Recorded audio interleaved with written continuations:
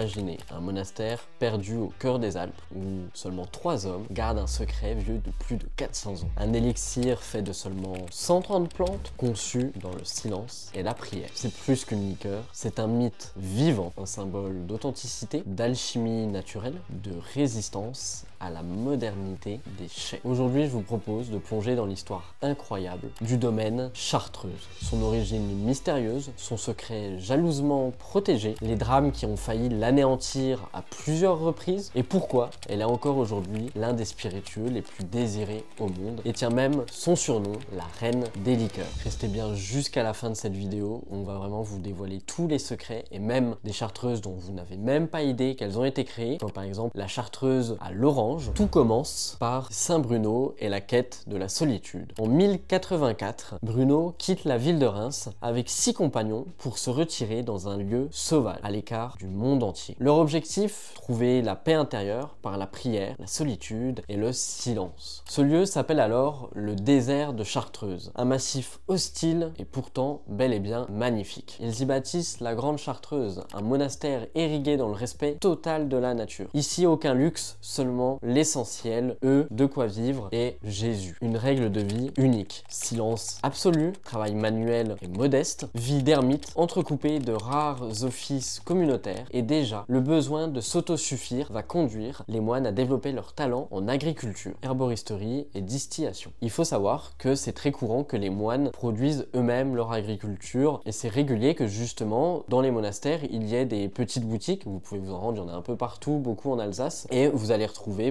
plein de nourriture, de blé, de farine, la farine des moines, le savon des moines, etc. L'objectif, c'est plus de les soutenir et de leur permettre de continuer leur quête de prière et de silence. On va assez vite avancer parce que l'histoire de Chartreuse est tellement grande que je ne peux pas prendre toute une vidéo pour tout vous citer leur histoire. 1605, ils s'installent à Paris. Le maréchal d'Estrées remet aux Chartreux un manuscrit ancien. Le manuscrit est si complexe que pendant près d'un siècle, les moines échouent à le reproduire. Une recette tellement précise que très compliqué, surtout avec les outils de l'époque, à bien exécuter. C'est qu'en 1737 que l'apothicaire frère Maubec parvient à mettre au point la première formule aboutie. L'élixir végétal de la Grande Chartreuse, un concentré médicinal à 69 degrés d'alcool. À l'époque, c'était pas du tout vu pour être un alcool de table à consommer. C'était vraiment vu pour être un médicament que l'on utilisait pour des troubles digestifs, des troubles de tête. C'est un secret qui est gardé précieusement encore aujourd'hui. Dès le départ, la règle elle était claire. Seuls 2 ou 3 moines devaient connaître la recette complète. Pas de document écrit en entier, transmission orale uniquement. Pour résumer, en 1764, recette de l'élixir végétal. 1825, on arrive aux produits de table. Le développement au 19e siècle, c'est en 1840. Les moines créent 2 nouvelles versions. La chartreuse verte, plus douce, 55 degrés d'alcool, à base d'élixir. Puis, un petit peu plus tard, la chartreuse jaune, encore plus légère, cette fois-ci à 40 degrés, avec des arômes plus suaves, grâce au safran notamment. L'objectif est vraiment de créer un alcool de table et pas uniquement un médicament qui est compliqué à boire. C'est un succès rapidement fulgurant parce que beaucoup de moines vont dans les marchés d'à côté pour promouvoir justement leur élixir puis leur alcool au fil des années. Ce qui fait que dans la région, ça commence à vraiment bien se répandre. La chartreuse, ça devient vraiment un symbole de finesse, d'authenticité et même de spiritualité liquide. Tout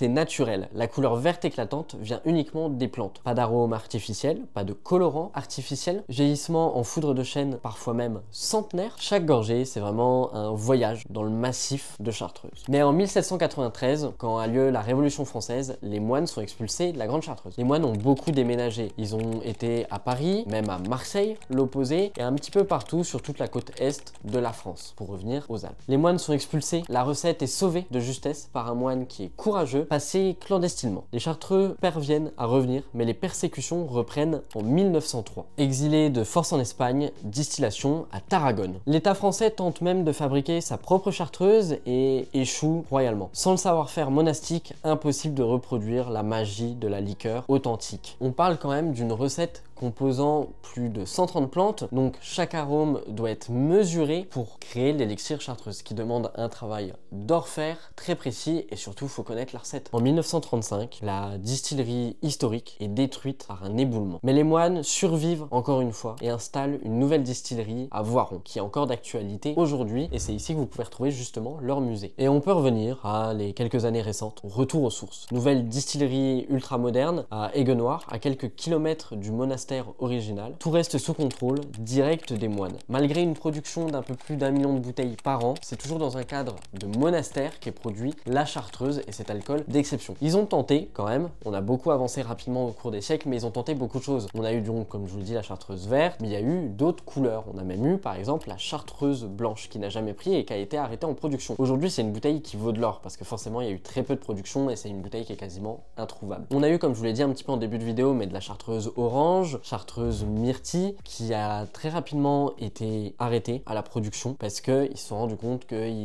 la modernité, ça leur marchait pas tant que ça. C'est vu comme une maison qui est vieillissante, qui a des techniques assez âgées également, et pour autant, ça a failli les faire mourir, mais aujourd'hui, c'est ce qui plaît chez la chartreuse. Quand justement, ils ont été mis en avant dans plusieurs grands films, ça leur a permis d'être connus aux États-Unis, dans le monde entier, et dans les années 60-70, il y avait justement un cocktail à base de chartreuse qui était très populaire aux États-Unis. Malgré, comme je vous l'ai dit, la demande mondiale et l'explosion de sa cote à la revente, aujourd'hui, c'est vraiment un actif d'investissement également qui est parfois même plus intéressant au niveau rendement que des grands crus. Les moines limitent volontairement la production parce que ça reste des moines, ils ne sont pas là pour bâtir une entreprise cotée au 440, même si ça serait mentir de dire que Chartreuse ne rapporte pas plusieurs millions chaque année. Leur priorité, c'est préserver leur vie spirituelle, pas devenir des industriels. Et c'est aussi ça qui fait tout leur savoir-faire et leur réputation. Des bouteilles recherchées partout. On peut reprendre en exemple la Chartreuse VEP. Vieillissement exceptionnellement prolongé, des versions rares et numérotées. La Chartreuse Tarragone, produite pendant l'exil, justement en Espagne, est introuvable aujourd'hui et une des reliques des pères chartreux. La chartreuse est la star de nombreux cocktails de légende comme The Last Word, Bijou Cocktail et Green Show, surtout en station de ski, et qui l'a popularisé justement dans les Alpes avec du chocolat chaud de maître de la chartreuse. Et également, c'est l'une des rares liqueurs à avoir donné le nom à une couleur. Il y a une couleur qui s'appelle le vert chartreuse. Certaines bouteilles de chartreuse, elles ont des rendements qui sont exceptionnels. Si vous êtes intéressé pour faire de l'argent justement avec votre passion des vins et des spiritueux, ou même si vous n'y connaissez pas grand chose, je vous invite à aller voir le lien en description de cette vidéo ou à nous contacter sur Instagram. On peut prendre des chartreuses VEP, par exemple de 1970, où on est entre 1500 et 2000 euros le flacon, ou même l'une des plus vieilles chartreuses, donc la chartreuse Tarragone 1953, plus de 5000 euros la bouteille aux enchères. Là, ça se comprend parce qu'elle est assez âgée, cette bouteille, et également parce qu'elle est justement à Tarragone. Aujourd'hui, une bouteille de chartreuse VEP, par exemple de 2025, vous allez l'acheter environ 180-200 euros si votre caviste pratique le réel prix, et vous pouvez la revendre très facilement sur du 350-400 euros, donc doubler votre investissement. Mais investir dans la chartreuse, c'est pas uniquement acheter une bouteille, c'est vraiment acheter une part d'histoire et soutenir ses moines. Pour résumer, chartreuse, c'est le silence d'un monastère dans une bouteille, l'essence de 130 plantes soigneusement choisies, la mémoire vivante de 400 ans de foi, de science et de patience. Si vous avez un jour la chance de déguster une bouteille de chartreuse, prenez le temps, sentez, goûtez, imaginez ces montagnes, ces siècles d'histoire. J'espère qu'en tout cas cette vidéo vous aura plu. Si jamais on a sorti d'autres vidéos sur d'autres domaines comme Rayas, Pétrus, et on va continuer à vous parler de l'histoire justement des grands domaines qui façonnent le monde des vins spiritueux et qui le rend si connu dans le monde entier. C'était Hugo, Chérissez l'alcool, et je vous dis à bientôt.